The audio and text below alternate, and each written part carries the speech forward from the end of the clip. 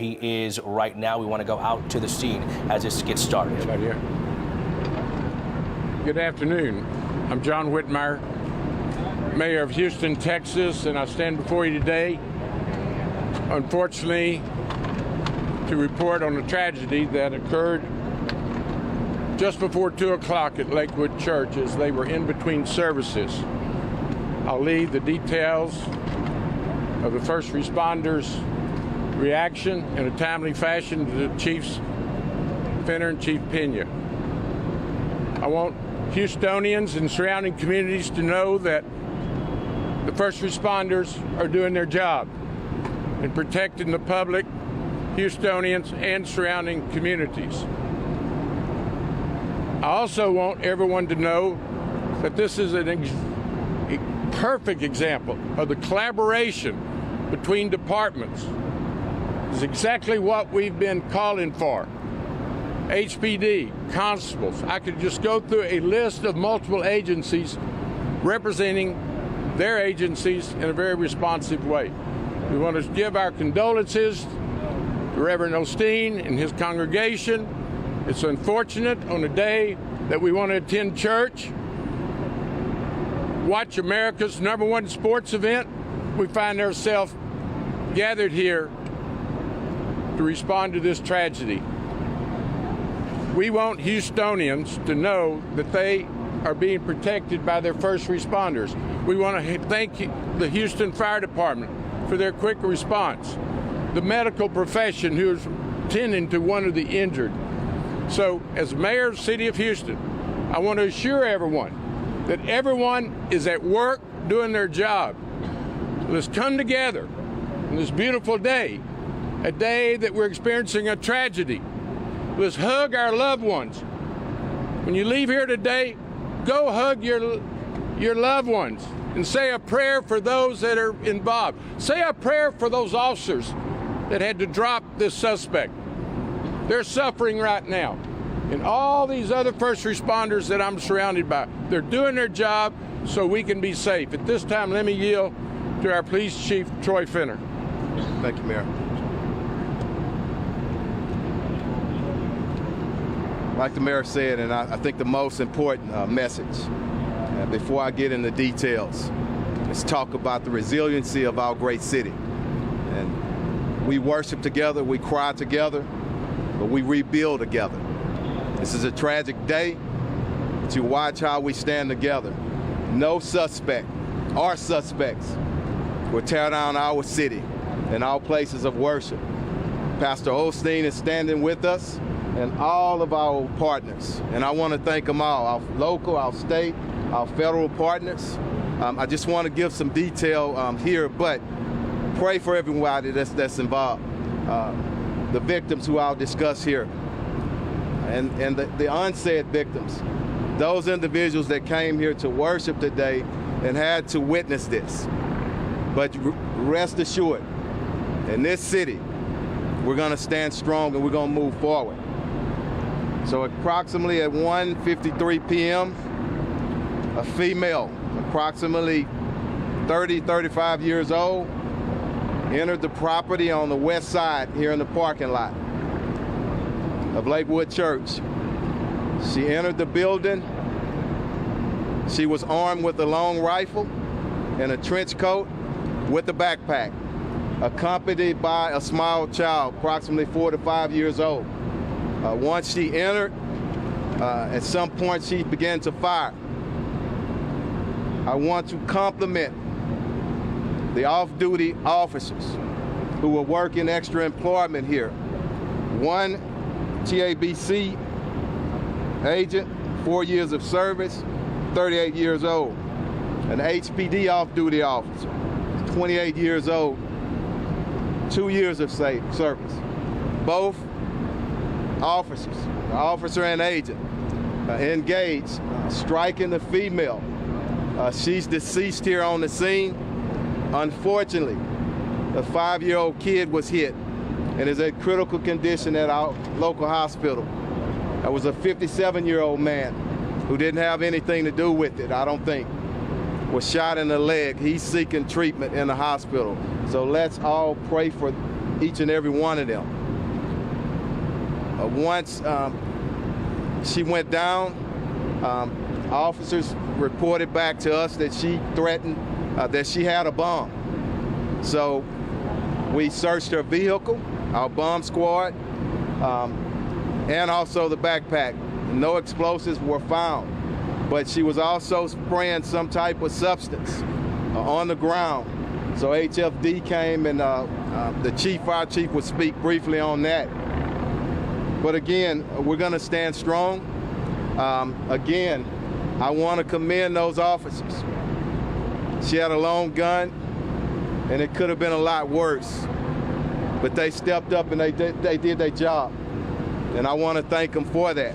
As you know, when an officer's involved in a shooting, we conducted a criminal investigation, Harris County District Attorney's Office, and also both agencies conduct administrative investigations. That will take place.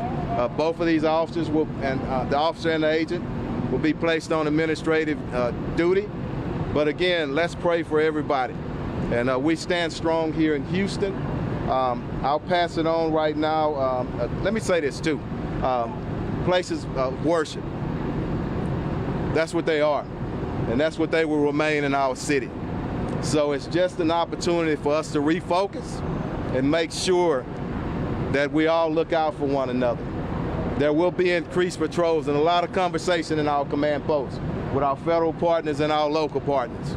But we're going to increase those patrols in and around those religious institutions.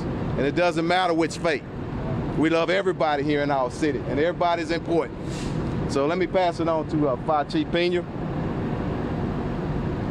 Thank you, Troy. Thank you, Chief, and thank you, Mayor.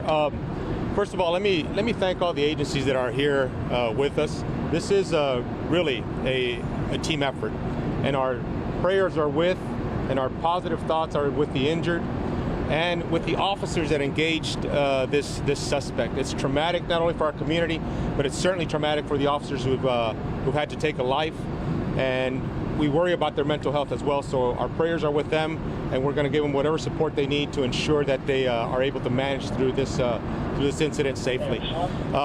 Kudos to the first responders. The Houston Fire Department, Police Department was here within minutes. We are now dealing with consequence management of this incident. Now that the threat has been neutralized, we are going to take our time to ensure that any issue, any risk that we see is properly vetted. We have our hazmat team on scene. You see behind us, you have decon units that are participating in collaboration with the Houston Police Department's bomb squad to ensure that we are looking at every aspect that may be of risk. Right now, I can safely say that we have not found anything that is of concern to our community or to this location. But we're going to take our time to ensure that we look at every aspect. Our hazmat team, our decon team, and our rescue team will remain on scene until needed, and we're going to collaborate in this effort. We did transport two patients. One, approximately a 5-year-old child in critical condition. They went to Texas Children's, and we transported a second male, about 56 years of age, with an injury to the hip. He, last I heard, he was in stable condition. Both are still in the hospital. The child is still in critical condition, and we don't have any further information as far as his status. But again, let's pray for this community as a whole. This is traumatic for everyone, of every Houstonian, and these types of incidents are, unfortunately, something that we deal more often than we need to with. So, look, we're going to remain on scene. I'm going to pass this on now to. Let me get right before I get it to. Let me before I bring it up. Yeah. Really quickly. This is a light, an isolated incident. We believe at this moment. Okay. No further danger to our public, but we do want to conduct a methodical search of the building to make sure that nobody's in there, nobody else is in there hurt. So that will continue. We ask that the public stay away from the area and let us do our job on that. The Reunification location for our parents or our family members is the Lifetime Fitness Center here. And if you come up, we'll direct you. Try to stay on the east side of the building, not on the west side of the building, and we'll get you and reunited with your family members. Okay, Pastor. Well, first off, thank Chief and the Mayor and Chief Pena and all of these men and women did an amazing job. And it's just, you said it, Chief, it could have been a lot worse. Of course, we're devastated. I mean, we've been here 65 years and have somebody shooting in your church. But, you know, we don't understand why all these things happen, but we know God's in control. And we're going to pray for that little 5-year-old boy and pray for the lady that was deceased, her family and all, and the other gentleman. But I don't know, it's just kind of in a fog, but, you know, just believe that, you know, we're going to stay strong. We're going to continue to move forward. And there are forces of evil, but the forces that are for us, the forces of God are stronger than that. Yes. So we're going to keep going strong and just, you know, doing what God's called us to do, lift people up and give hope to the world.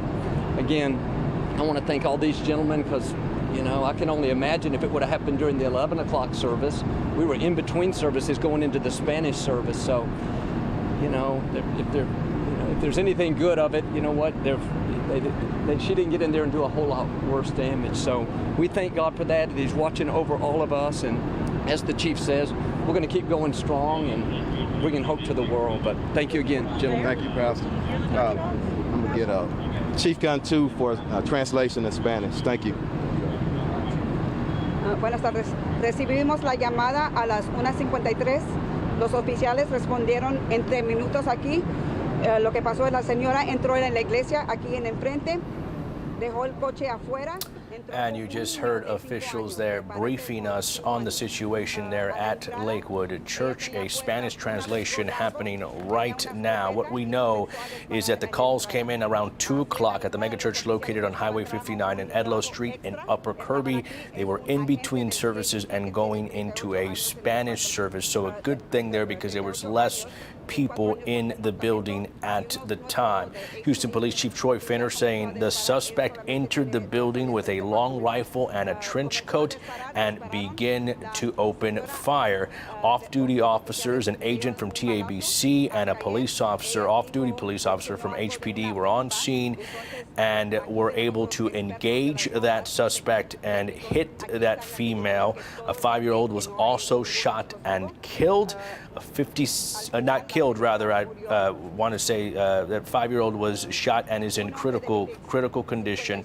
My apologies there. We hope they are okay. A 57-year-old man was also shot in the leg around hip area. We're told he was taken to the hospital to be checked out.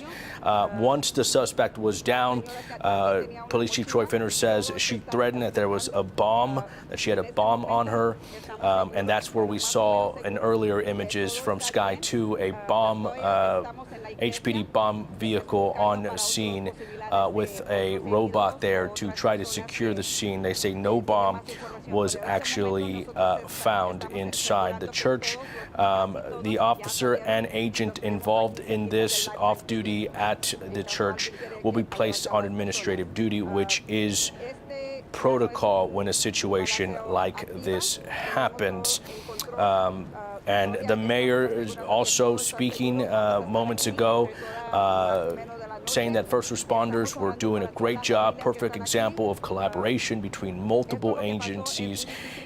He said that there should be prayer tonight, this evening, for the individuals that were hurt, that were injured, and for the officers that I just mentioned that had to engage this suspect and, quote from the mayor, drop the suspect. Again, we do not at this point have a motive for the shooting, but we know that a woman wearing a trench coat walked in through one of the entrances of the mega church and began to open fire. Police Chief Troy Finner, we're going to go back out to the press conference here. That we appreciate our first responders. I want to emphasize what the chief said, that our places of worship will be safe in the city of Houston, regardless of your faith. And I think it's important to emphasize at this time it appears to be a lone actor. But due diligence is being taken by all the first responders from all the multiple agencies. So at this time I yield to questions to the chiefs. Chief, do you have a motive? Do you know if this woman? No, it's preliminary investigation, and I don't want to speculate on anything.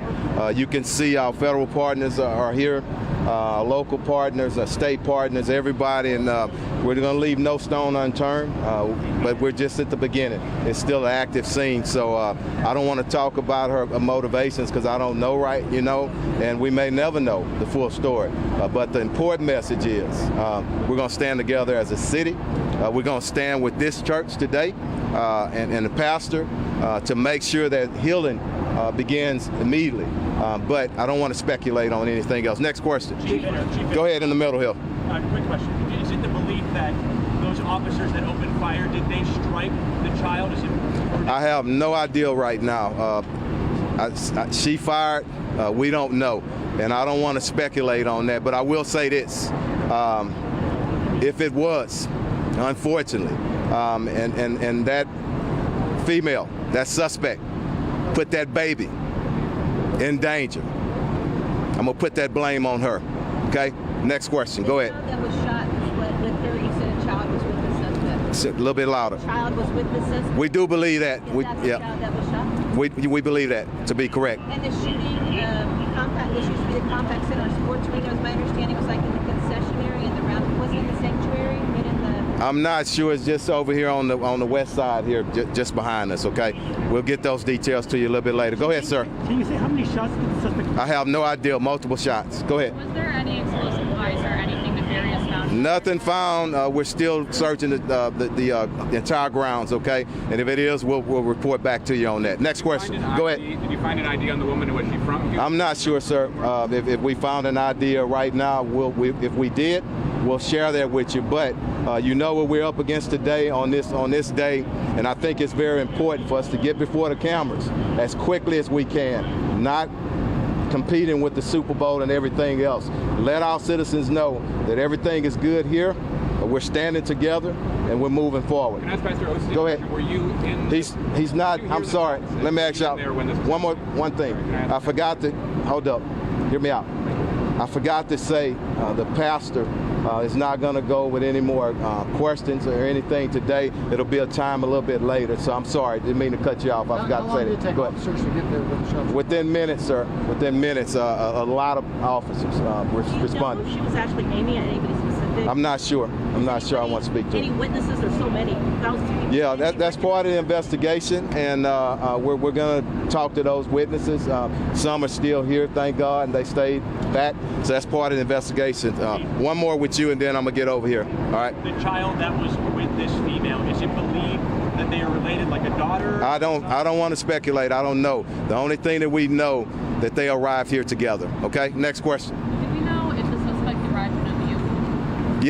Yes, a white vehicle. Thanks for I failed to say that. A white vehicle. Yeah. Can you any more descriptors on that vehicle? Not right now. It's just a white vehicle, and we did search that vehicle to make sure there were no explosive or anything found in it. Go ahead. Is there an ID for what was sprayed on the ground?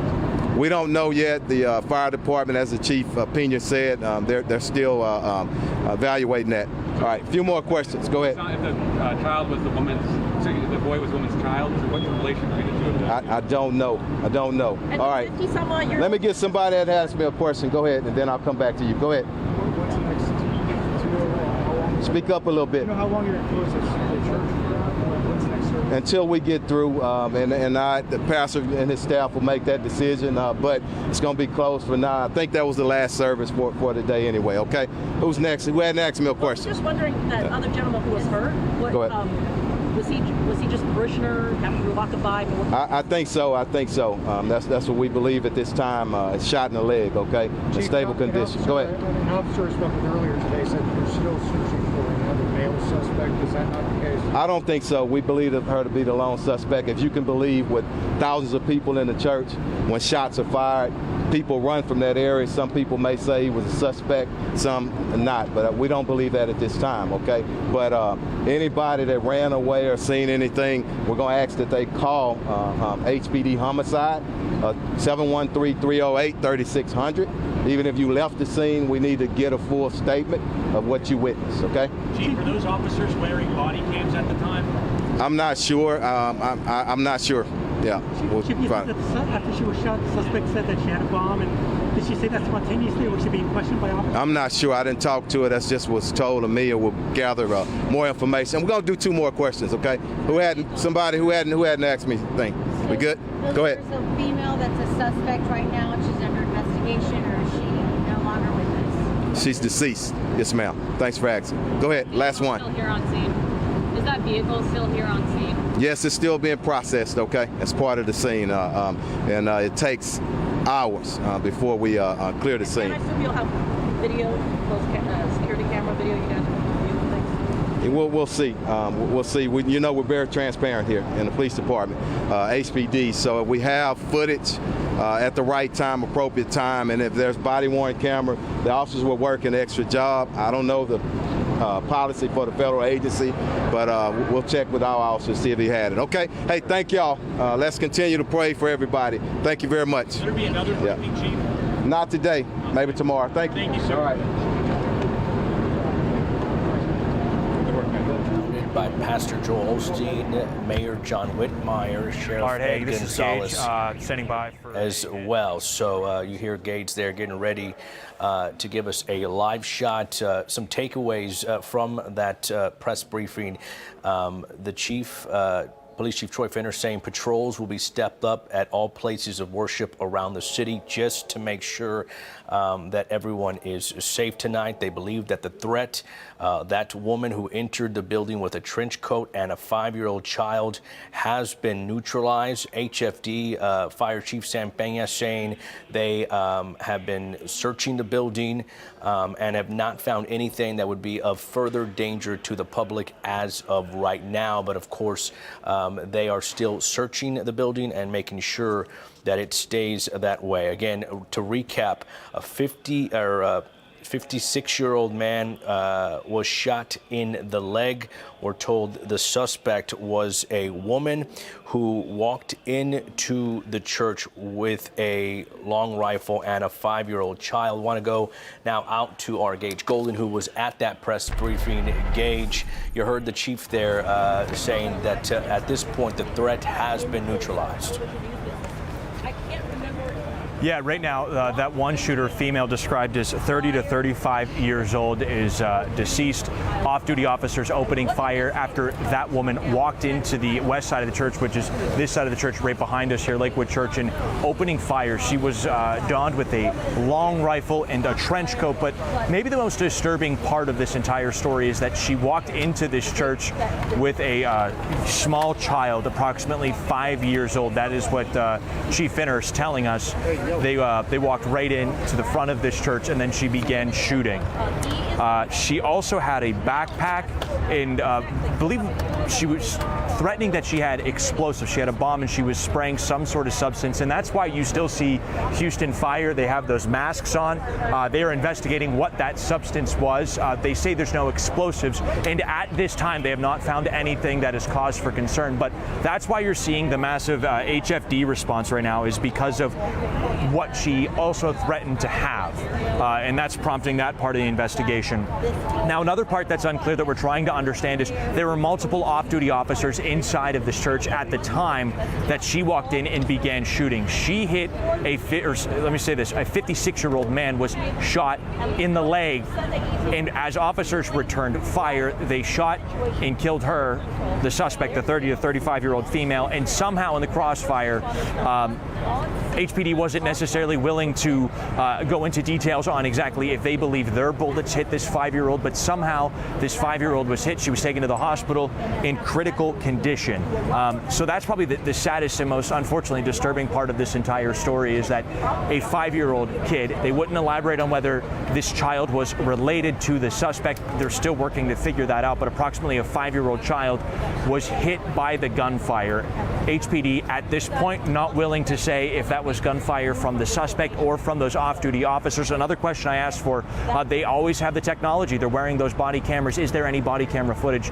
That's something that they're working for. However, However, they said if there is, that will be something they will release when the time is right. But right now we know one person is dead, that 30 to 35-year-old female who walked in here with an approximate 5-year-old child. That 5-year-old child was shot at Texas Children in critical condition, and a 56-year-old man was shot in the leg. They were also taken to the hospital. Now we're being pushed back as they continue to investigate here at Lakewood Church. So Bill, we're going to send this back to you, and we're going to mull over some more of these details, and we'll see you here in a minute, okay? James, we look forward to it. Thank you very much. Again, Troy Fenner, Police Chief Troy Fenner, saying patrols will be stepped up at all places of worship for the rest of the evening, just to make sure that everyone is safe. But the good news here is that the threat, according to officials, has been neutralized. HFD searching the building, saying they found nothing after that suspect said that she had a explosive, a bomb possibly. They spent countless time looking and searching thoroughly through that building. But HFD Chief Sampang is saying they have not found anything that would be of further danger to the public. As Gage was talking earlier, just recapping the situation there, we're told by Police Chief Troy Fenner that the suspect entered the building with a long rifle and a trench coat. She was accompanied by a 5-year-old child. We do not know if that child is related to her or what the situation is there with the child, but she entered the building with that child and then began to fire on folks inside the church. Off-duty officers, one from HPD and an agent from TABC, were on scene working extra jobs. They were both off duty, engaged that suspect and eventually shot her and killed her. Again, that 5-year-old that was with her was also shot. They are in critical condition, but at this point we do not know if the child is related or what the situation there and how they were hit, if that was gunfire from the suspect or from the officers engaging. The police chief was asked that question point blank. He said it is the suspect that put this child in danger. Quote, "I am putting that on her." Again, as Gage mentioned, the big thing here is that once the suspect was down, she threatened that there was a bomb and a bag that she was carrying. They spent some time looking through the building and looking through the bag to make sure that everything was secured. That's why we saw the images earlier of a bomb squad truck and the robotic there that was there as well. We're told that the officer and the agent from TABC will be placed on administrative duty, which is standard in a situation like this. It happens every time there is a situation where an officer or an agent is forced to use their weapon.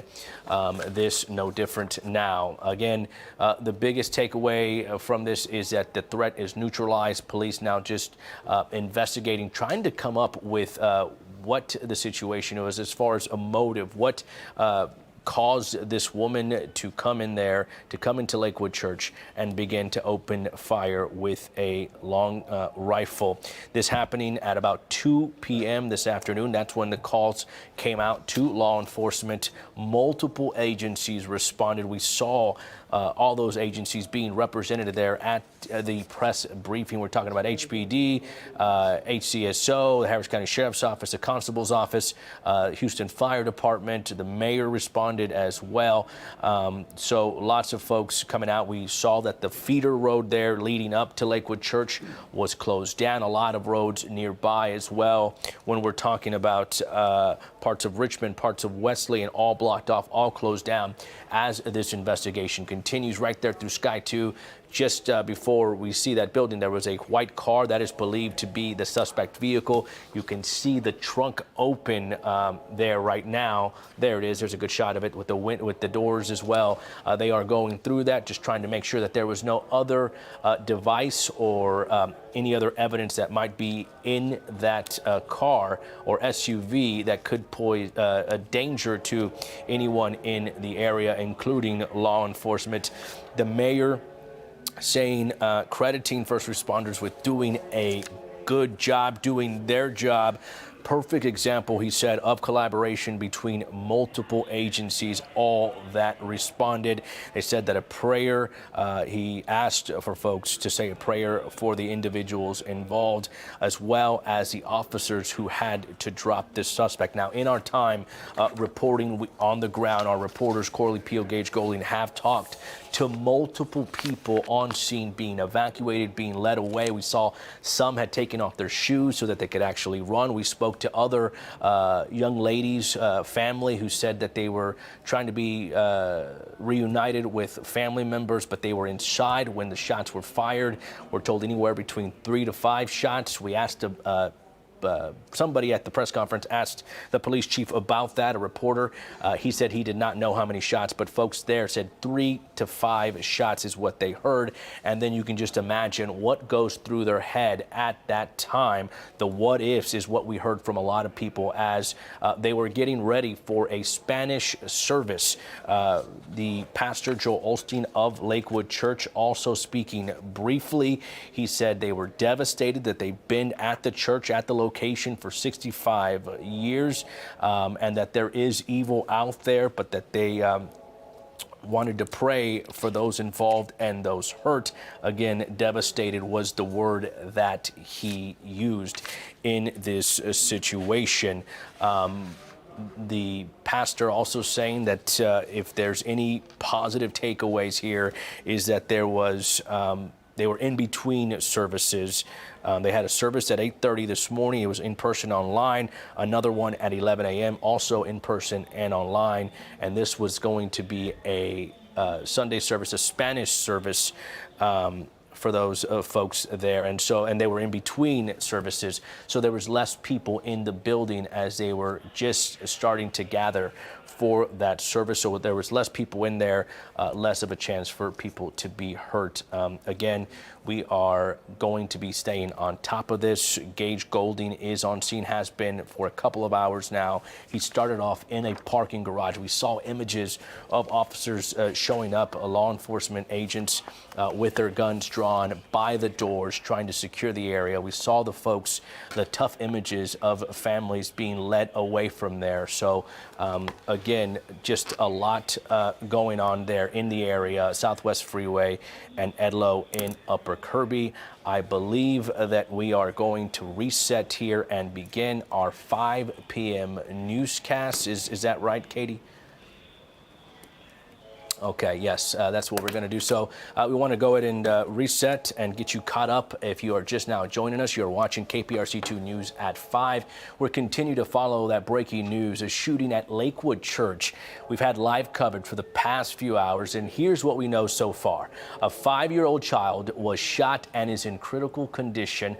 A man was also shot in the leg. We're told they are in their 50s. A law enforcement officer did shoot and kill the suspect. That suspect, according to HPD, a woman who walked into the church with a long gun, wearing a trench coat and accompanied by a 5-year-old child. The megachurch is on Highway 59 and Edlow Street in Upper Kirby. That call came in around 2 this afternoon. The church had been getting ready for their Sunday Spanish service. Our Gage Golding and Corley Peel have been on the ground following this story every step of the way. We want to get started now with Gage, where local leaders and law enforcement just spoke. Gage, you were there. Give us your takeaways. Yeah, I think the biggest thing that we take away from this entire situation, I think Mayor Whitmire said it perfectly, is that Houston is standing strong. That's one thing that we saw, was there was no shortage of resources out here at Lakewood Church throughout the day. There were, I would reckon to say, hundreds of law enforcement officers, HFD, Texas Department of Public Safety, constables, the Harris County Sheriff's Office, the federal resources at ATF. Everybody was out here. Actually, Sheriff Ed is right here, still on scene, kind of walking around and just offering any assistance that he can as they continue to process what they're working with. Bill, you talked about it. They're still trying to work through this vehicle that this suspect drove up here. She's a 30 to 35-year-old female. She entered through the west side of Lakewood Church, which is primarily the main side, the main entrance of this church. She was wearing a trench coat and had a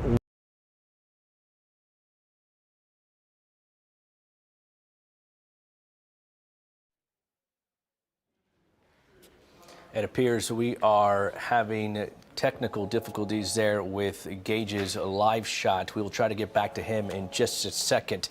Let's turn now to our Corley Peel, who has also been on the ground for a couple of hours now. She's been speaking to families coming out to the church to be reunited with family members and relatives. Corley, what can you tell us? Yeah, Bill, we have seen dozens of families reunite with their loved ones here. This is Lifetime. This is right behind Lakewood Church. You can see there's still dozens of people out here waiting to reunite with their family members. But the good news is this has gone down significantly in terms of the amount of people that are out here still waiting to go home and be with their loved ones. Actually, I want to bring over Alan. He was inside the church when he heard that gunfire. Can you just tell us everything you heard and what you saw, what you experienced? What I experienced was that I was asleep, and I don't know how I fell asleep, but when I woke up, what woke me up was the repetitive bullets and the gunshots that were occurring at Lakewood Church and the sanctuary, and the only thing I could do was look towards my left and yell for my mom. And I said, "Mom! Mom!" And my mom was screaming, and then my mom said, come, and we ducked because while I called my mom, the bullets were still repetitive and they were still going, and the attacks were in the sanctuary. What was going through your mind? I know you said you were trying to get to your mother, but what was going through your mind when all that was playing out? I made sure that no fear came in, and I started praying immediately. And I was trying to protect my mom as soon as possible as I can and get to her as possible, because this was very tragic, and very devastating. And I continue to pray and claim the blood of Jesus Christ that protected us by his grace, by his mercy and compassion. And you truly believe that that's what helped keep you safe, and you were able to make it out there okay with your mom? Yes, ma'am, by being in God's camp and by his blood. And prayer worked wonders. Miraculously, he protected us, and God is good all the time. Well, I am so glad that you and your mom are both safe. Thank you so much for speaking with us. You're welcome. Right. Again, just many people, just like Alan, heard those gunshots, dozens of gunshots ringing out right before that service was supposed to happen earlier this afternoon. I've been speaking with parents who had been waiting to reunite with their babies earlier. They couldn't get to their children because they were on a different floor where the children are being kept. And I also spoke with a woman who was in charge of those babies. She said she was overlooking 5 babies, and they were just rushing to make sure that they were okay. And she actually told me that they prepared for something like this. They have training. Anytime there is a shooter or anything like that on the campus, on the church campus, they know to lock the doors, turn the lights off, and take cover. So she just said that she went into that mode. She just right into that protective mode to make sure that the babies were okay. And she says, fortunately, all of those parents have been reunited with their children after they were brought here to Lifetime this afternoon. So that is good news there. We are still working to find out, all the information that has unfolded this afternoon. We know that the shooter, the woman that walked in there with that young child, she's dead, and the 5-year-old boy is in the hospital. It's still a lot of unanswered questions about why they showed up there, why this all played out. But a lot of these people, they're just shaken up. They said that they just relied on prayer, like how Alan, that man we spoke with just moments ago, is what got them through this. Just relief after this chaotic day that has been out here all afternoon long. But we, of course, are still working to find information. Again, these people are still waiting to be reunited with their loved ones and leave here today. Police say that they have hundreds of witnesses to speak with who were inside the church at this time. But we, of course, will keep you updated as we learn more. Reporting live, Corley Peel, KPRC 2 News. Before we let you go, just real quick, I can just see through the shots that you've showed us, the images there, it looked to be a lot more crowded earlier. Talk to us about how it's changed since you've been there. Yeah, it has changed significantly since we have been out here.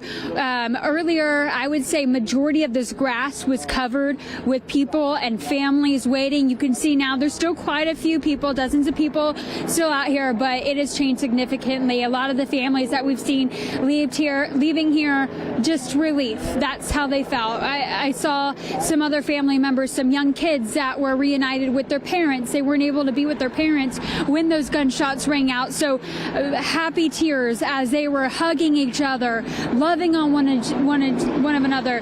You know, they say this is something that you just don't take for granted, being able to hug your loved ones after something so tragic unfolded at their place of worship today. Thank you very much for the reporting, Corey. I want to go right back out to Gage Golding. We had some interruptions earlier with the live shot. Gage, we got you back. You were at that press briefing earlier talking about some of the takeaways from that briefing. Yeah, one of the biggest takeaways that we saw, as I was saying, was the collaboration between all of these different units, local, county, state, and federal, up to ATF. We saw constable's office, and you could see several of those units still here, kind of where they were briefing. I believe that's Chief Finner I'm seeing down there. I saw Mayor Whitmire just a moment ago before I turned my back, but they are all here still investigating, as really, you know, once they contain a situation like this, then the investigative side of this really progresses. That's when they start trying to figure out and answer those big questions as to why, what was the motive, what was the driver. And you know what kind of complicates this situation even more is that there was a hazmat concern as well. So that's why you see quite the number of HFD firefighters out here, is because they're investigating both a bomb threat but also a suspect that was spraying some unknown substance. As they come down the walkway right over here, you can see some of those tactical officers in between the shrubbery still with their helmets on, their long rifles, as they were still coming out of the church. So investigation still very much so in a fresh sense. But another thing I took away was you could see it in Mayor Whitmire's the corner of his eyes, you know, before he passed the microphone off to Chief Finner. You could see almost tears building in his eyes, because he knew what the chief was going to say. He was going to say that, you know, a suspect came in with an innocent child, a 5-year-old child. We do not know if that child is related to Oakham. We can see also here, you see FBI is also on scene here. That's the first time that I've personally have seen FBI on scene. So they do have the gamut here of the different agencies in Southeast Texas. But going back to what I was saying, Bill, you could see it in the mayor's eyes, and that's difficult for the mayor to get in front of the city and discuss that an innocent child was brought into this situation, and those off-duty HPD officers had no other choice. Once this woman started opening fire and started shooting inside Lakewood Church, they had no other choice but to return fire. At this point, we don't know if it was those off-duty officers, their bullets, that struck this 5-year-old girl, who is alive in critical condition at last check. But that's incredibly difficult to comprehend and understand. This is an innocent child, approximately 5 years old. It has nothing to do with anything that's going on with this person that they walked into this building with, but are now caught in the middle of this entire situation. And on the other side of this as well, a 56-year-old man shot in the thigh, hip area, and that leg area. We're told that he is in a stable condition. We're not sure how this person was shot either. We know that the suspect did start shooting from a long rifle, but we don't know if it was their bullets or kind of, once again, a possible, you know, caught in the crossfire situation. One thing I do want to discuss, though, is that there was another element. There was this woman that claimed she had explosives, claimed that she had bombs. So now when you're trying to evacuate all these people from this essentially arena, right, trying to evacuate all these people, now there's this other added issue in this problem. Just as they peel back the layers of this issue, now there's another problem, that there's the hazmat and then there's the explosives. The good news is, as of so far, as of the last time we heard, which was only about 15 minutes or so ago, that there has been no explosives found, and that they have not found anything to be concerned of right now. So whatever this person was spraying, it doesn't seem to be of major concern. But I think one thing that they really touched on, and there's been no motive, but what I'm taking away from this entire press conference, they don't know what the motive was, but they did hit on, we were gathered here on a Sunday at a place of worship on one of the biggest sporting days of the year across the globe, not just here in Texas, but across the globe. All eyes are watching the Super Bowl. And they touched on that. They specifically said that. Chief Finner specifically said that, and the mayor specifically said that. So that's a thought that's clearly on the top of their mind. Now, Pastor Joel Osteen, he spoke briefly but would not take any questions. The chief also, this is very preliminary information, so he didn't have a lot of answers for questions, but one thing that I had to ask was, all of the officers here wear body cams. Is there body camera footage that might be a little bit of an inside look as to what happened as this all unfolded here inside Lakewood Church? The chief did not know if there was any body camera footage, but with any critical incident, that's what they call these kind of calls, as a critical incident. They release this kind of information, any video footage that's prevalent to the public to see, they release that within a timely manner. So the chief also hitting that if there is that video that exists, body camera or something that could be helpful, they will then release that. But the biggest question that we go into this evening is wondering why. Why did somebody walk into this church where a Spanish service was getting underway with a gun and start shooting? But I think something that we can all be very thankful for is this is in a very central location. Officers were here in a matter of seconds and minutes, but even more so that there were off-duty officers already inside Lakewood Church, and that really helped this situation go from being a lot worse. I believe the mayor opened the press conference with that, saying this could have been a lot worse. This could have been an absolute tragedy. This is a very scary situation, and for two people, a 5-year-old child and a 56-year-old man, this is a very, very scary and impacting situation. But if it weren't for having those officers there in the area, ready to respond, and not only ready to respond, but they did respond. They picked up their weapons, they fired, and as they call it, they neutralized the threat, right? That's the last case scenario, that's the worst case scenario, but they did their job. Thankfully, they were here, or else we could be talking about a very different story right now. So if there is a silver lining, they kind of said that in that news briefing, if there is a silver lining, it is that as we talk right now, there's only one deceased person in this entire situation, and it is the shooter, Bill. Gage Golding there on the ground. As Gage mentioned, the threat has been neutralized. Patrols will be stepped up in places of worship all around. Gage, I would also assume while you're there, I want to get to this question real quick. I would also assume that while the threat is neutralized, this is going to be an active investigation for some time. So if you can, avoid the area.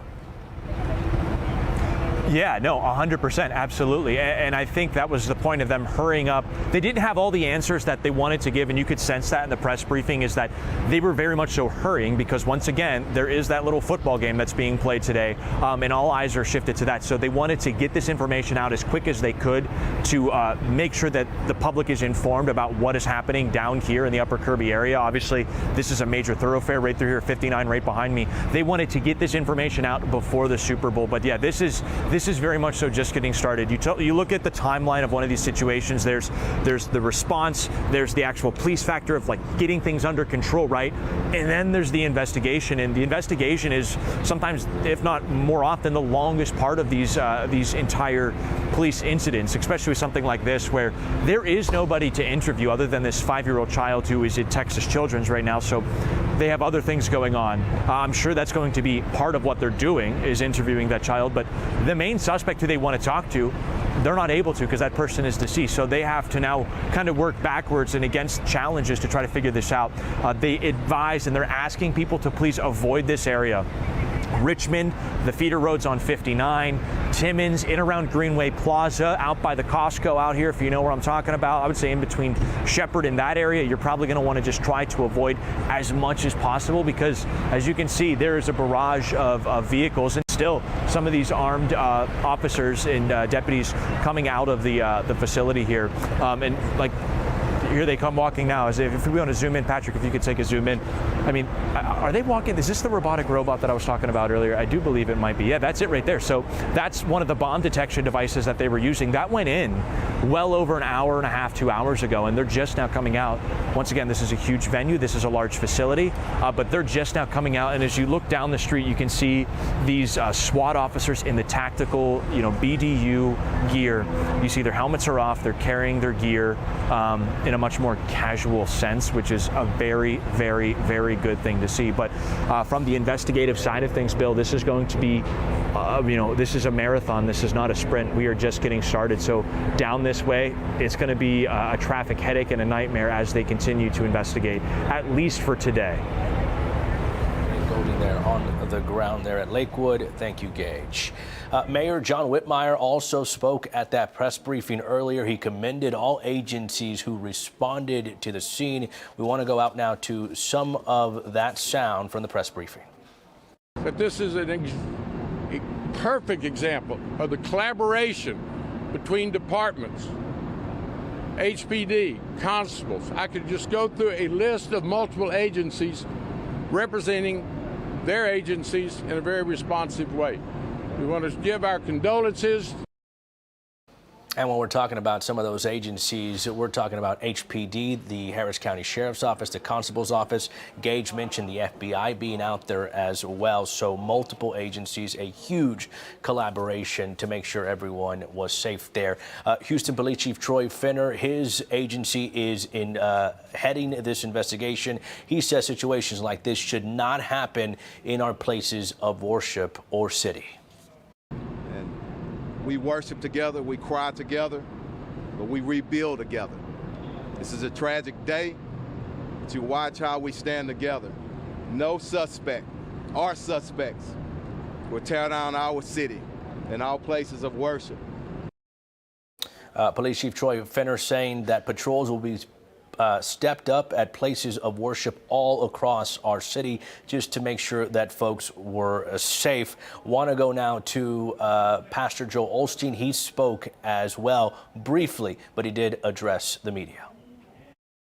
First off, thank Chief and the Mayor and Chief Pinion. All of these men and women did an amazing job, and it's just, you said it, Chief, it could have been a lot worse. Of course, we're devastated. I mean, we've been here 65 years and have somebody shooting in your church, but we don't understand why these things happen, but we know God's in control, and we're going to pray for that little 5-year-old boy and pray for the lady that was deceased, her family and all, and the other gentleman. But I don't know, it's just kind of in a fog, but just believe that we're going to stay strong. We're going to continue to move forward, and there are forces of evil, but the forces that are for us, the forces of God, are stronger than that. So we're going to keep going strong and just doing what God's called us to do, lift people up and give hope to the world.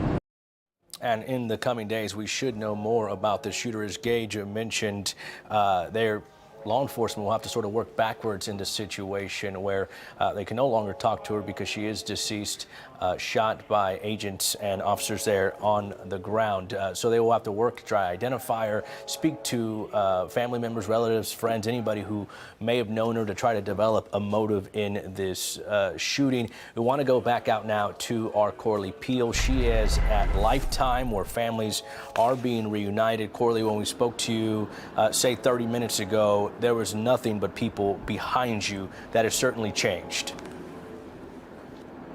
It has. We have seen dozens of families now be reunited with their loved ones, and it has cleared out significantly. We don't see any of the family members in this grass area anymore. It looks like they're kind of in a between spot between the Lifetime and this grass area. So that is good news that people are making their way home and they're being reunited with their loved ones. Earlier, this entire grass was filled with people. So in the past hour or so, it has shuffled out. It has gotten, significantly better with people being able to finally leave after experiencing such a tragic moment here while they were at church today. And I spoke with several family members about what they heard as those gunshots rang out, specifically this one mom and her 3 children.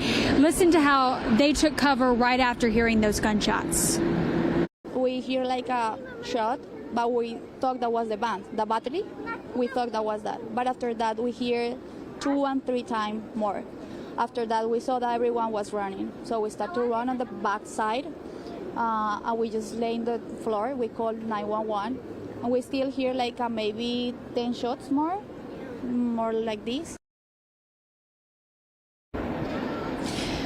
heartbreaking to hear from that family. I mean, that is just one of many families that experienced the same thing today, just taking cover, not knowing what was going to happen, not knowing what was happening around them, just holding each other, loving on one another, making sure that they were okay. And we've been out here for hours now. When we first arrived to Lakewood Church, I saw a mass amount of people, hundreds of people waiting outside, figuring out where they go next, waiting on their children. We saw young children coming out, holding each other's hands, doing the buddy system as they waited for their families. And many of those children were taken to other locations like Lamar High School, or they're brought here outside Lifetime Fitness, where they waited for their family members and loved ones. And that anticipation was just heart-wrenching for a lot of those families. One woman told me she couldn't get to her baby.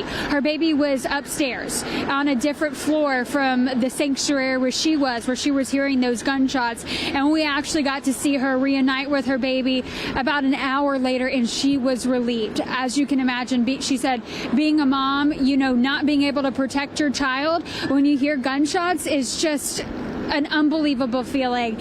And we also spoke with a woman who was in charge of those babies. She was watching them in their children's sanctuary, making sure they were okay. And she told me that they actually train for situations like this, for a shooting situation. She said they immediately lock the doors, turn off the lights, and just prayed over those babies and making sure that they are okay. She said they had about 5 children, ages 0 to 11 months old, and she waited out here, making sure they all were reunited with their family members. And so she was relieved knowing that they were okay. But while she was even taking care of those children, she had children of her own that were in the sanctuary and other parts of the church, and she was making sure they were okay as well. So it's just a gut-wrenching feeling. And even the news that we've gotten in the past half hour or so about what unfolded, that a woman walked into that church with a young child, made threats that she had a bomb, and opened fire. That was just unbelievable for a lot of the people that attend this church.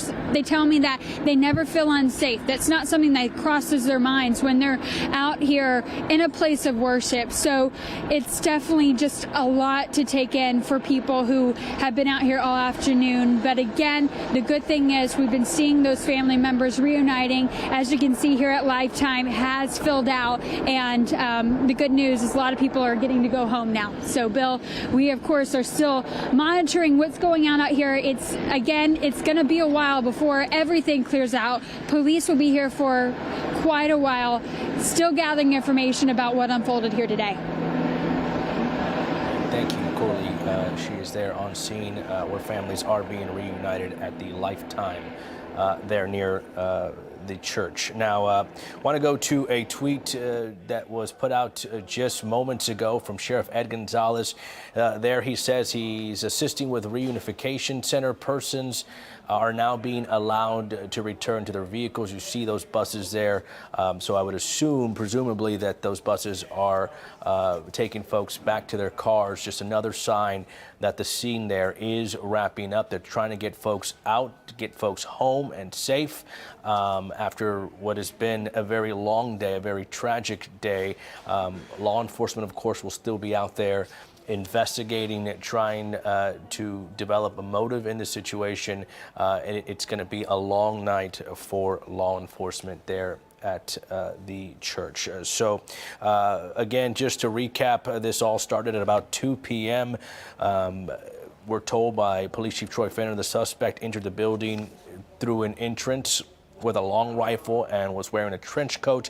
She also had a 5-year-old child with her at the time, and she began to open fire on folks inside the building. Off-duty officers, one from HPD and an agent from TABC, were on scene and were able to engage that suspect quickly. They hit that female and shot and killed her. The 5-year-old that was with her was shot, was taken to the hospital in critical condition. We will continue to check on their condition and are hopeful that they pull through. We're also told a 57-year-old man, or a man in his 50s, conflicting reports there, whether he was 57, 56, was shot in the leg area. He was also taken to the hospital. When the suspect was shot, we're told she threatened that there was a bomb in her bag. HFD, Houston Police Department, their bomb squad spending some time searching the area, trying to clear it. They say no bomb was found. HFD adding that they did not find anything that would cause any further danger to the public. We saw them also through Sky 2 looking at what is believed to be that suspect's vehicle, a white SUV with the trunk and doors open. Police making sure there's nothing else in there. The officer and agent that were involved in this will be placed on administrative duty, which is a protocol. I want to go back out now to our Gage Golding, who has been there since this call came out. Gage, you were at that press briefing. Lots of questions, questions for law enforcement as to why this happened, but this is something that's going to take some time.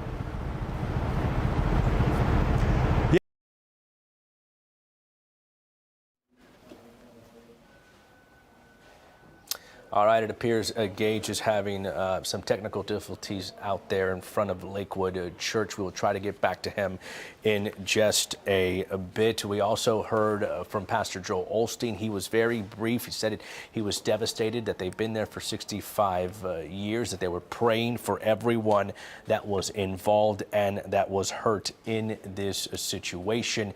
Our Gage Golding said he asked if the pastor would be available to talk about the situation. They said he would not be available today or later tonight as they try to gather themselves and get some of those questions that we all have answered in this situation. So I think we're going to go back out to Gage, see if we can get those technical difficulties cleared up. Gage, you got us?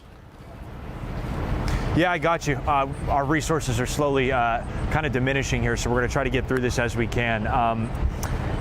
At that press briefing, we kind of got some more color commentary of what exactly would happen. As people are leaving and they're telling us exactly what they heard and saw, we're now able to kind of piece together our puzzle. We spoke with many people who say they heard not one but many gunshots, and that kind of checks out, if you will. We're trying to level the weights, if you will, and that's kind of what we're hearing from Chief Finner, is that off-duty officers did open fire in addition to the suspect opening fire. One person I spoke with actually says they came out of the bathroom and they saw the suspect with a gun. Initially, we heard that there were reports of multiple shooters. We now know that that is not the case. There was only one solo shooter. I want to take you inside the church. One woman, as she came out, she stopped to kind of give us a brief understanding of what was happening. If we have that interview, could we play that real quick? I heard a bunch of, so there was one shot first, and then there was a set of shots. And then we started running, and there was multiple sets of shots. I can't really count them. It was at least 5 times that they shot multiple times altogether. You say they, more than one person? I don't know. No, I don't know. I really didn't see anything. I just ran for my life. You just heard the gunshots and ran? Yeah, I was like, So that was an earlier interview. As you hear, I asked that woman, was there more than one person? And, you know, she wasn't really sure, but we now know that there was just that one person. As for those that were shot, we know the suspect, that woman that's between the ages of 30, 35, she was shot and killed. We do believe that that gunfire came from those off-duty officers. She was with a approximately 5-year-old child. Unsure the connection there, whether it was a relative, family member, or just a random person. We just don't know at this time. That child was shot in critical condition at Texas Children's. We're honestly unsure where those bullets came from as well. Were those the gunfire from those off-duty officers or not? Also, a 56-year-old man was shot. I want to see, can we pull up the tweet from our governor, Greg Abbott? He just tweeted a few minutes ago. If we have that tweet up on this screen, he's saying our hearts are with those impacted by today's tragic shooting in the entire Lakewood church community in Houston. Places of worship are sacred. I've been in contact with Mayor Whitmire and offer the full support of resources of the state of Texas, including DPS officers and Texas Rangers, to help this community and help bring swift justice to the criminal who committed this heinous act. They are also praying for anybody that was impacted by this, also for the police officers and law enforcement that responded to this scene. And we saw the governor's full support here. We saw, I mean, every agency, local, county, state, and federal, ATF, FBI Houston. We've seen the joint task forces. We've seen everybody from constables to HPD to HCSO, state troopers and Texas Rangers. We've seen them all here, and some of them are still gathered. Actually, you could see FBI here talking over my shoulder as they are trying to kind of still process what's going on, going through what they have, processing, and by processing I mean investigating, right? I guess processing is more of a police term, but they are investigating this woman's vehicle that they still have here on scene. They are investigating inside. You remember, each one of those bullets that were fired, they are going to go through, they're going to track, they're going to trace, they're going to figure out where they went, which guns did those come from. And it looks like for the first time we're seeing some people over here that are walking towards the church, and they do look like they are in church attire. This is the first time we've seen people walking this way, and as we see a hazmat unit that is leaving the scene. So this is what we call breaking down a scene. The scene is slowly breaking down. Units are releasing and going back into service to help other parts of the city and the county respectively. But this is the first time we've seen people walking back towards the scene. So they could be coming back here to retrieve their vehicles or any belongings that they left. It could be a variety of things, but this is a good sign, you know, in the terms of this entire investigation, is that people are coming back towards the church, assumedly to get their belongings as they make that left-hand turn there heading into this. What you're seeing here, this big building, this is a giant parking garage. So a lot of people that come to Lakewood Church, this is where they're going to park their vehicles before they walk into the facility for their worshiping services. But like I said, you're still seeing a variety of different units out here. FBI, this is the most FBI I've seen out here so far, so they are definitely working. They did tweet out, FBI Houston, that this is their investigation. Previously, this was an HPD investigation, so I asked Houston Police if we're going to get another update today. They said they do not believe so. However, FBI Houston is now in charge of this scene, so they would be the agency responsible for this investigation, which is typical for something of this scale, is that FBI would take over or ATF would take over. But remember, all of these agencies, they're working together, kind of scratching each other's backs and offering every support they can. Recapping real quick, we know 2 people have been shot. A 5-year-old child that was walking into the church with this shooter, a woman 30 to 35 years old, and also somehow another 56-year-old man was shot. We're not sure if that was a bullet coming from the shooter's weapon or one of those situations where they were shot in the crossfire. So we are working to get those answers, and that's something that I believe these detectives, FBI, ATF, HCSO, everybody, they're also working to do that as well as they kind of secure this scene and make it safer for them as well. Bill? You mentioned those folks that were walking back towards the church. The sheriff, don't know if you were able to see it, the sheriff did mention that folks were being allowed to go back to their vehicles, so that's what we're probably seeing there. As far as the investigation, you did a good job of recapping. In the coming days, I mean, we're talking about a mega church that's been a church for about 65 years. They have cameras inside that building. You also asked about body-worn cameras from those first initial officers that were able to rush to the scene, correct? Yeah, I asked about those body-worn cameras. Those are off-duty officers. It's very common for agencies to offer their officers off-duty for extra security details or whatever may have it. We're not sure if that was the case here. They didn't really specify that, but we know off-duty officers were here. They had their service weapons. I asked about body-worn cameras. The chief said he wasn't sure. However, with incidents like this, they're called critical incidents, which is essentially much more than just a routine call or even a typical shooting that officers would respond to. They release those elements that are important to the public within a specific period of time.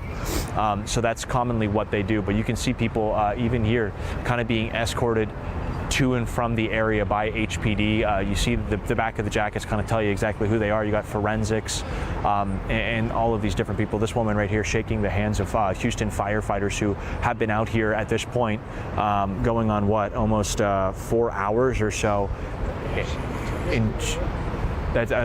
I'm sorry, that's Sheila Jackson Lee. I'm sorry. Believe it or not, the camera makes it look a lot closer to where we are. We're probably a good 60 yards or so away.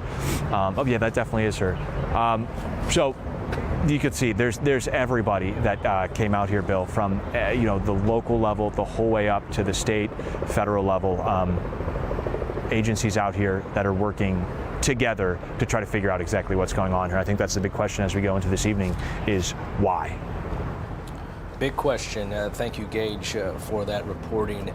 As we talk about this scene and report on it, we want to go back to just recap and fill folks in, if they're just joining us, about what happened there at Lakewood Church. Again, the call came in at 2 o'clock, and officials just moments ago held a press conference, a press briefing to give us the small details that they had at the time. We want to go back and replay that for you in case you want to catch up.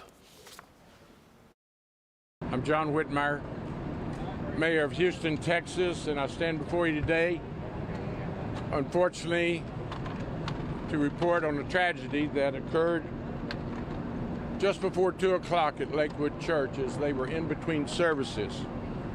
I'll leave the details of the first responders' reaction in a timely fashion to the Chiefs Finner and Chief Pena.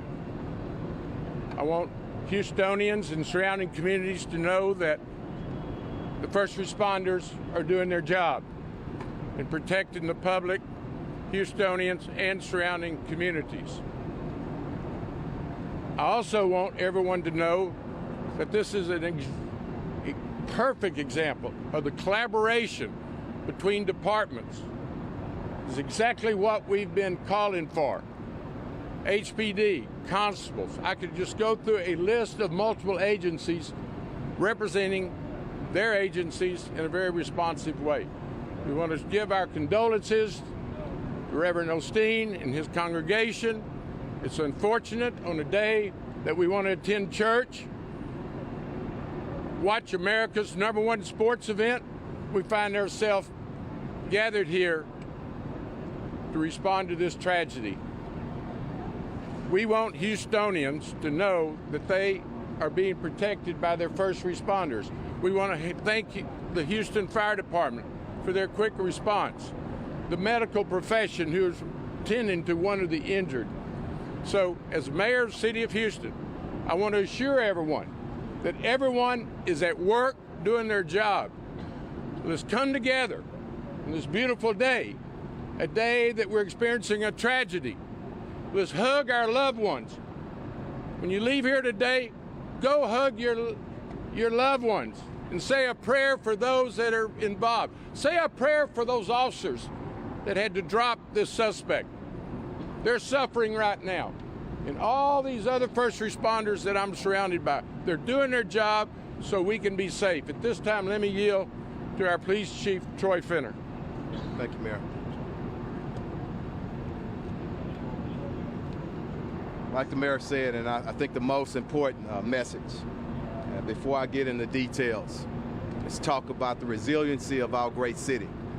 And we worship together, we cry together, but we rebuild together. This is a tragic day to watch how we stand together. No suspect or suspects will tear down our city and our places of worship. Pastor Osteen is standing with us and all of our partners. And I want to thank them all, our local, our state, our federal partners. I just want to give some detail here, but pray for everybody that's involved. The victims who I'll discuss here, and the unsaid victims, those individuals that came here to worship today and had to witness this. But rest assured, in this city, we're going to stand strong and we're going to move forward. So approximately at 1:53 p.m., a female, approximately 30, 35 years old, entered the property on the west side here in the parking lot of Lakewood Church. She entered the building.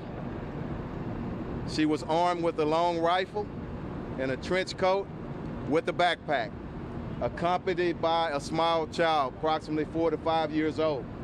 Once she entered, at some point she began to fire.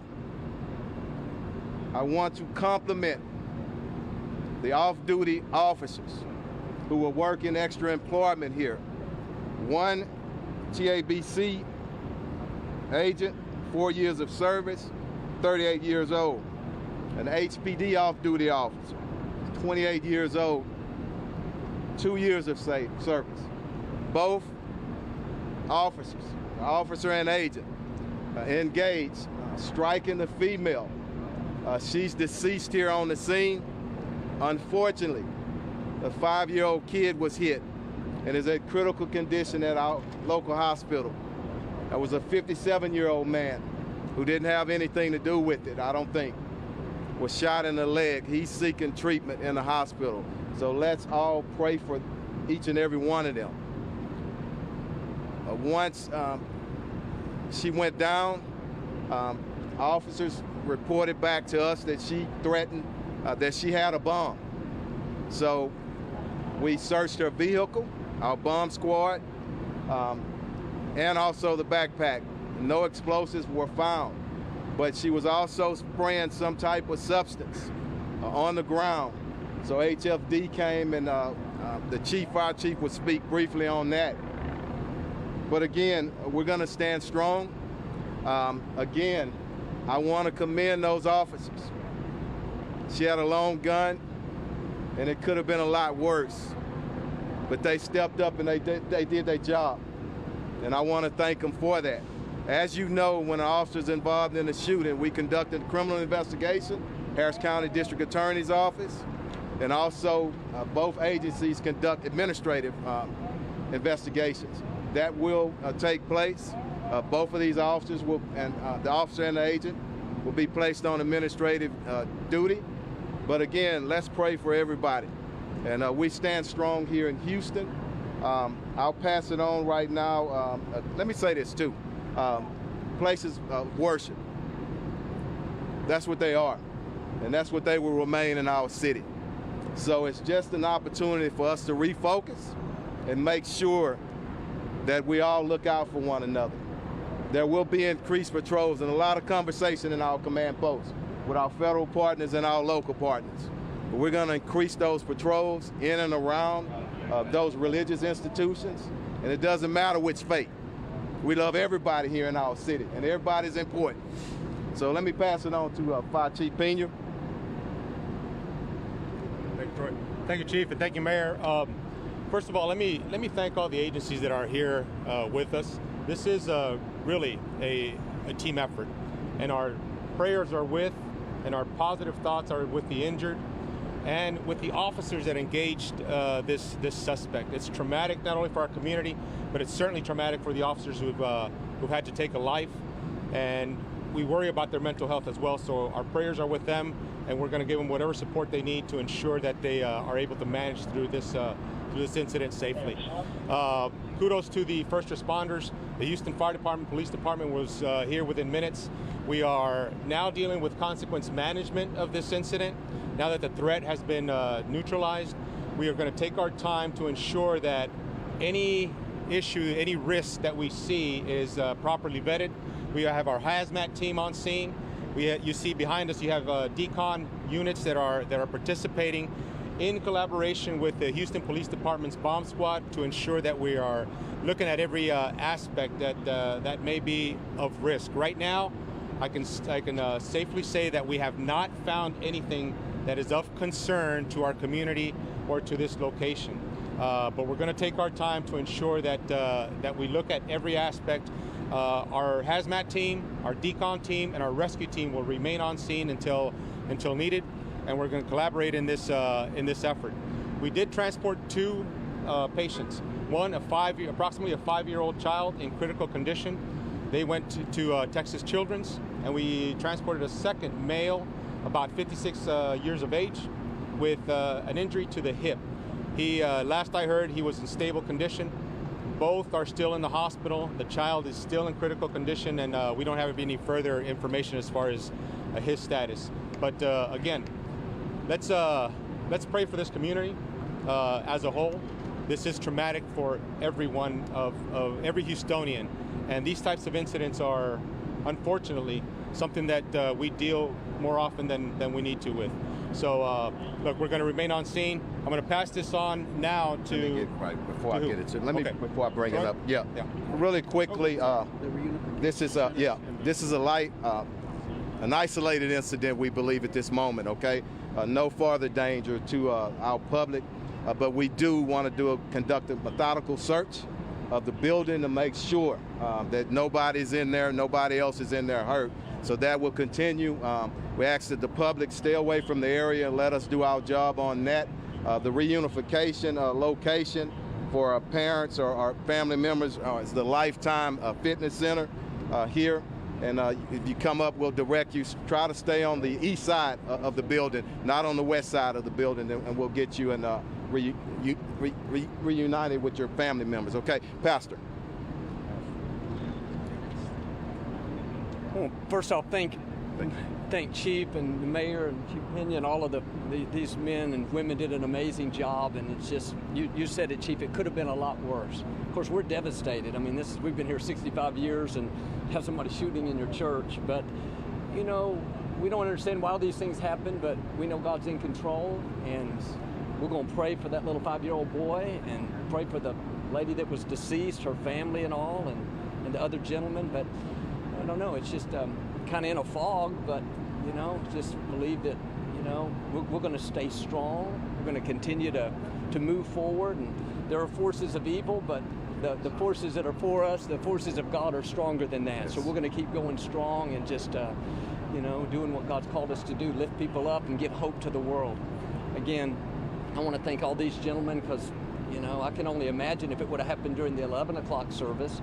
We were in between services going into the Spanish service. So, you know, if there's anything good of it, you know what, she didn't get in there and do a whole lot worse damage. So we thank God for that. He's watching over all of us. And as the Chief says, we're going to keep going strong and bringing hope to the world. But thank you again, gentlemen. Thank you, Pastor. All right, you heard that press conference there from officials. Lots of questions remain in this situation, mainly who the suspect is, the relation from the suspect to that 5-year-old child that she was with, and a motive for this shooting, why this suspect decided to enter Lakewood Church on a Sunday with a long rifle and open fire on those attending service there at Lakewood. Our coverage of the shooting at Lakewood will continue in just a bit, but we want to take a short break and go over to our Dajia Swad, who has had a busy morning with the weather in several counties in and around Harris County. Now all sunshine, Dajia. All sunshine, and we definitely had an active morning. Meteorologist Caroline Brown was on wall-to-wall coverage as we had several tornado warnings, mainly north of Interstate 10 in places like Polk County as well as San Jacinto County. I want to share with you some of our Click2 pins. This is what the sky looked like out in Livingston earlier this morning, and the sky dropped hail, lots of it, some small and some on the big size, some coming in at that golf ball size and some even at the pea size. So we saw some very strong storms here develop once again in places like Livingston, near Cleveland, and those continue to stay out of the Houston metro, but there were some neighborhoods out once again to the north that did experience some very violent storms. Now behind all of it, some of us got to pick up a rainbow, in fact a double rainbow, so there's some light at the end of the tunnel after all these storms. As Bill mentioned, we're doing a lot better outside in terms of those storms. But want to get to some of those storm reports. As we look at our storm reports here, this is once again one of those tornado reports. It has not yet been confirmed by the National Weather Service. They typically do a survey and go out and let us know how strong that will be. So we'll get some more of that information this coming week. This was out in Grimes County in Richards, Texas. And as we take excuse me, let me go back there. As we take another look at the wide view of those storm reports, we noticed we had hail. There were even some funnel clouds closer to Livingston. All over the lake reported as well. Once we get that more in-depth research from the National Weather Service, a report that'll let us know how long that tornado actually tracked on the ground. As we continue through the rest of this evening, we're noticing a cold front come through. So we don't have any more wet weather that has now pushed out towards our east, but the cold air is pushing in from the west. Check out Amarillo, 31 degrees, 32 in Lubbock, and we've been sitting in the 70s here in Houston for much of today, but that cold air inching closer. Austin now at 49 degrees. So that's what we're going to start to deal with as we continue through the rest of tonight and into your early Monday morning. Temperatures are going to continue to slip into the 50s as we head into 12 a.m. low low temperatures will continue to be in the low 40s, and that comes with some clearing skies as we wake up tomorrow morning. In addition, not only will those temperatures be in the low 40s as you wake up, we got winds to deal with. It's starting to get breezy out there right now, and that's going to continue through much of your Monday. We had some gusts touching that 30-mile-per-hour mark, and then as we get closer to your Monday evening, those winds will start to diminish. Still going to be coming out of the northwest around 6 p.m., but not going to be as gusty. We're going to notice a big temperature drop here. So today we reached a high of 78 degrees. Tomorrow, 58. That is almost a 20-degree temperature difference. We will continue to see sunshine as we continue through your Tuesday as well as Wednesday. So if you have any plans this week to spend with your significant other or just family, Galentine's Day, you'll be able to enjoy that with sunshine. But by the end of the week is where we start to notice clouds returning and rain chances ramping back up into the following weekend, which is President's Day. We'll see our temperatures a little closer to average with a more sunny and seems like a quiet stretch. In the meantime, be sure to grab some of those longer sleeves. We've been spoiled here with several days in the upper 70s. Now we're going to see a cold day to kick off the new week. Bill? Long sleeve shirts. Check. Thank you, Dachi. All right, I want to go back out to our coverage of the shooting there at Lakewood Church. Our Corley Peel has been on the ground for a few hours now. Corley, you are at or were at the Reunification Center where families were being reunited. Where are you at now, and what can you tell us?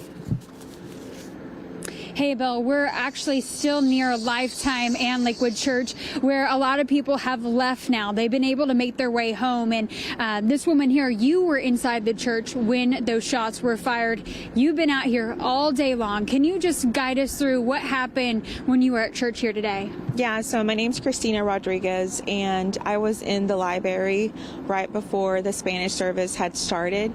I heard 7 shots. Of course, everybody was kind of like not knowing if that was what we truly heard.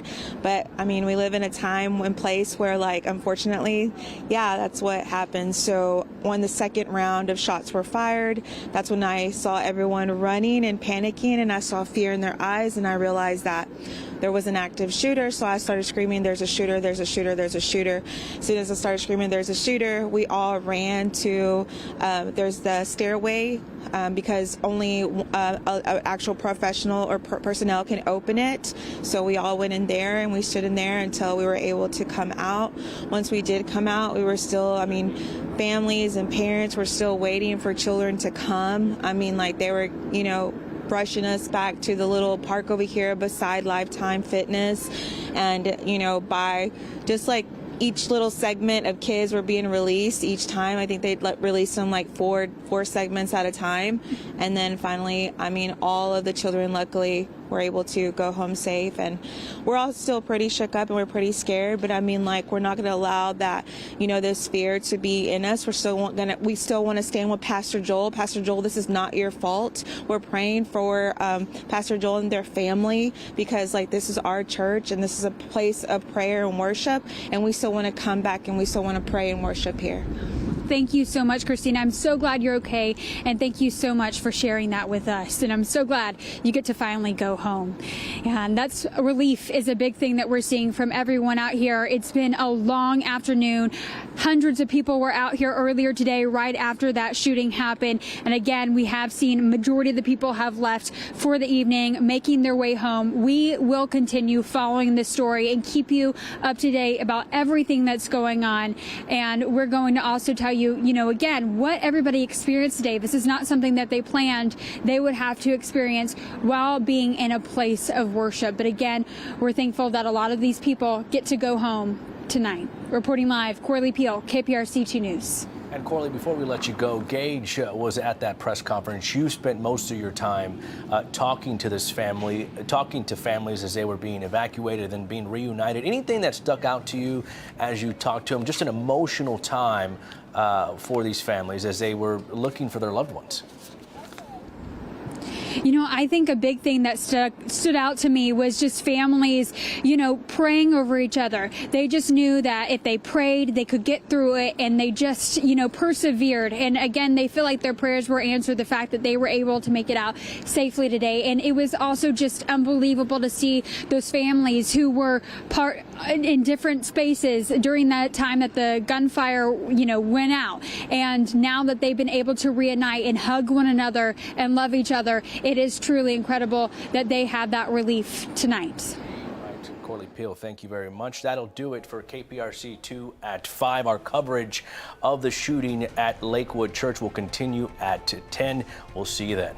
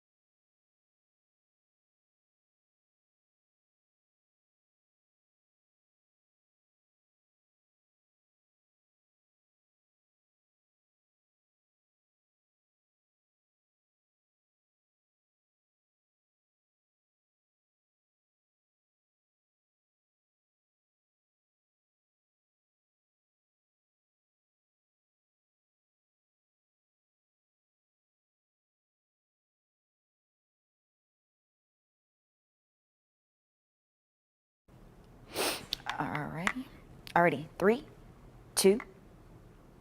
We were in 3, 2. Our Sunday started off on the rocky side with a lot of severe weather across southeast Texas. Hi, I'm meteorologist Dodgia Swan, and going to recap some of those storms that we saw today and what's behind the storms that will make you feel a lot colder. Here's a look at those storm reports on Sunday. Notice we have hail reports. We've even had some reports of some funnel clouds across portions of Lake Livingston there, and even some tornadoes reported. We were covering the severe weather here on KPRC2 as well as click2houston.com earlier, and now that has since passed. We're closing out your Sunday, going into Monday with much drier conditions. This was all due to this low and cold front that is now sweeping out to the east. On the backside, notice there's some snow across the panhandle. We won't see any of that. Instead, we'll get a punch of cold air coming our way. So for Sunday, we reached a high of 78 degrees. Monday, we'll hit a high of only 58. That's a 20-degree temperature difference as we head into the new week. That cold front bringing in, once again, a lot of cold air, and it's going to be paired with a northwest wind that could make it feel like the 30s as you wake up tomorrow morning. We're going to see some gusts around that 20-mile-per-hour mark as we continue through your Sunday night, but into your Monday morning, those gusts will continue to increase, pushing that 25 to maybe even 30-mile-per-hour mark throughout your Sunday afternoon. Then come Sunday evening, the winds start to ease a tad bit, still having that chilly feeling around 10 to 15 miles per hour for some of those wind gusts. As you continue into your Monday night, they diminish, but we'll still hold on to some chill. Over the next 3 days, we are going to see more chances for sunshine. So for tomorrow, yes, you'll need the sunglasses, but you'll also want to have those longer layers on. A jacket would be good. And as we continue into your Tuesday, 64 degrees, we'll remain on that warming trend as we head into your Wednesday, and temperatures are going to be finally closer to average, which is around that mid to upper 60-degree mark for this time of year. As for the extended forecast, sunshine once again for your Valentine's Day. Then Thursday, clouds will increase. We'll be tracking out some moisture pushing in across southeast Texas, a 50 and 40% chance as we head into the weekend. And then behind that wet weather as we close out next weekend and head into your President's Day, we'll return to some more sunshine. In the meantime, be sure to bundle up as we head into the early week.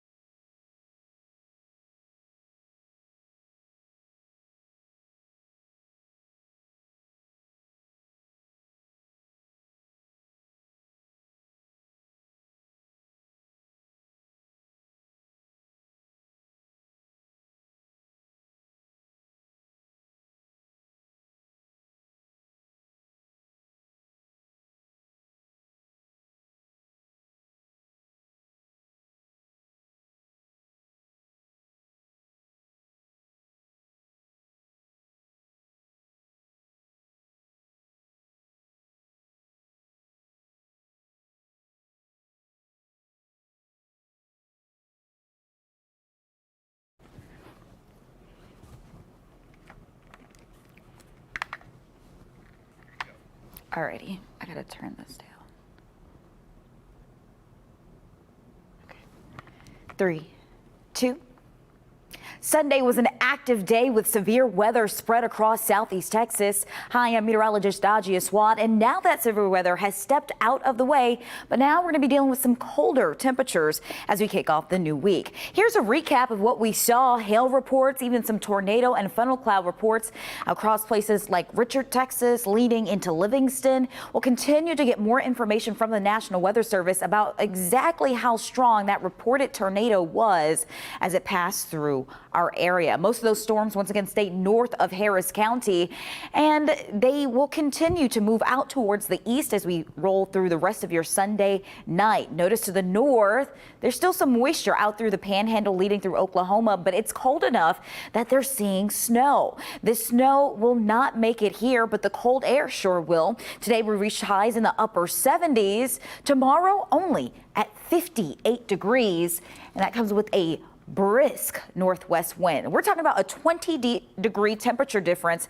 as we go from our Sunday into your Monday. Once again, comes with a strong northwest wind. We'll feel that through the overnight here on Sunday. Monday morning, you definitely want to bundle up. These winds could make it feel like the low 40s and even into the upper 30s. So the layers are going to be important if you have to get up early. Gusts are going to continue to touch that 20 to even 30 mile per hour mark. But notice as we head throughout your Monday evening, those winds start to ease down by 6 p.m. and continue to fall off well after sunset. Continuing into the early week, it comes with sunshine, even though it will be on the cold side. Temperatures will continue to moderate for your Tuesday and Wednesday in the mid and upper 60s. Still looking quite beautiful if you do have any Valentine's Day plans. That shouldn't change, but we will start to notice more cloud cover into your Thursday and Friday. Rain chances return. That rain sticks with us into your Saturday, and then by Sunday, we'll see that sunshine returning with temperatures in the low 60s. In the meantime, early week, we'll have some very cool and chilly mornings out there. Monday, that wind will be howling, so be sure to grab your favorite jacket as you step out the door. I'm meteorologist Dajia Swad, always watching, always tracking.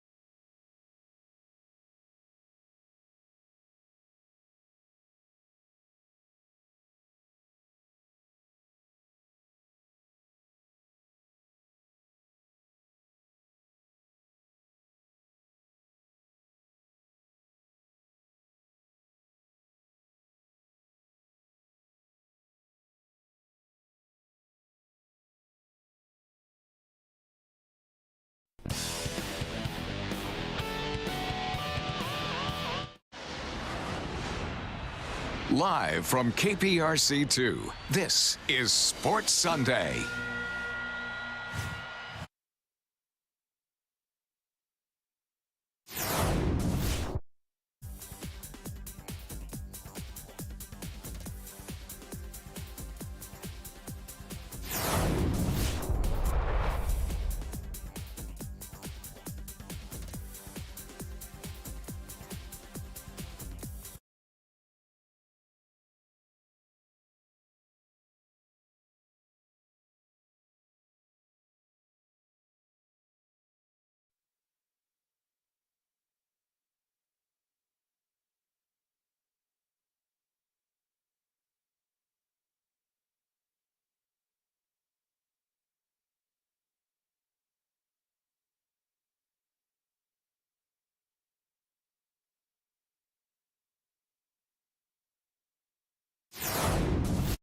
I just try to embrace it, you know, when it's time for it. When it's, you know, it comes around during Super Bowl, so that's the time I mostly think about it. But other than that, I really don't think about it as much because it's out of my control. And, you know, I can't go out there and catch another football. I can't score another touchdown.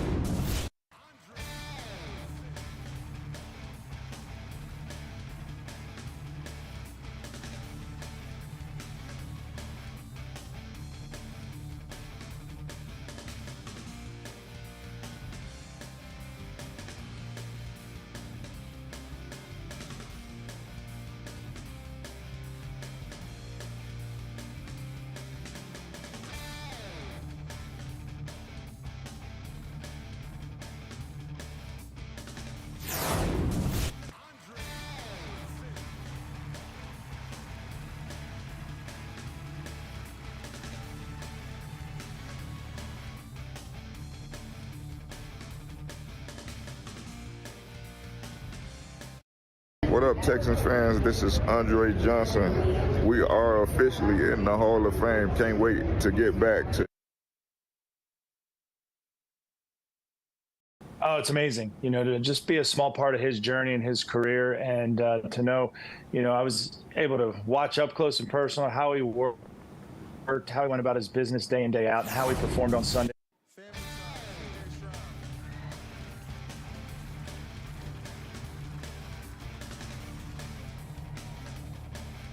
All the way to McNair's, Nick Casario, D'Amico Ryans, y'all entrusted in me by drafting me number 2, and I appreciate that, and never go.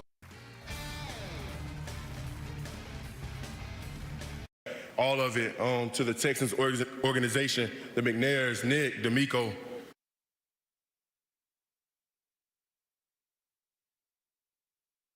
I want to thank God for this opportunity, and I feel really, really happy.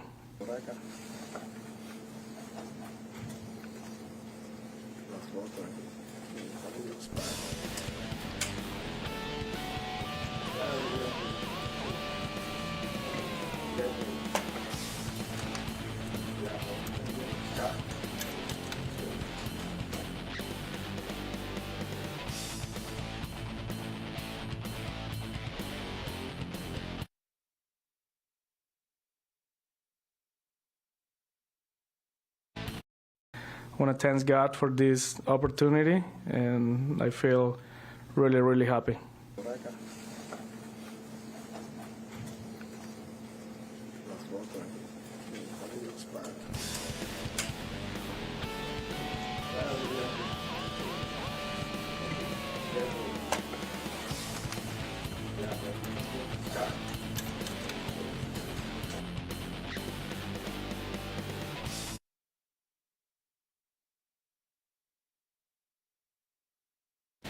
I want to thank God for this opportunity, and I feel really, really happy.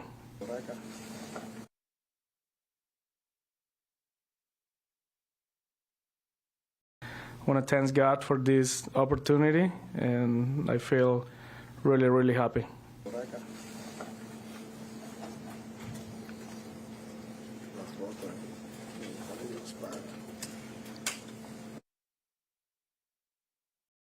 I want to thank God for this opportunity, and I feel really, really happy.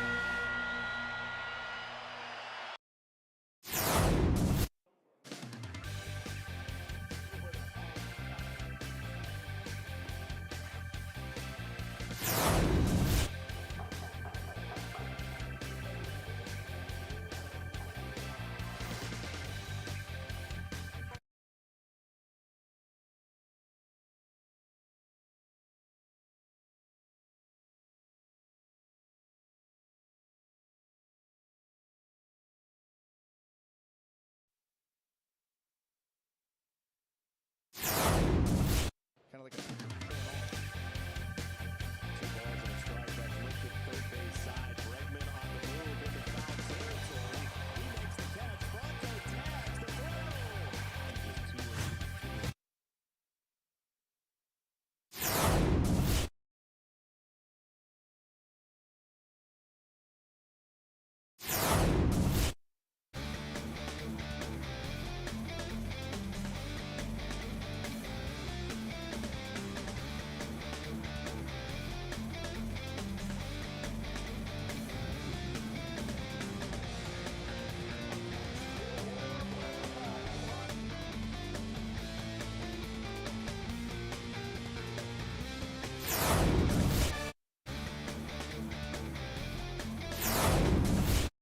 At the 2024 NFL Honors, we saw a number of Texans up for an award. But one man who didn't get his proper credit that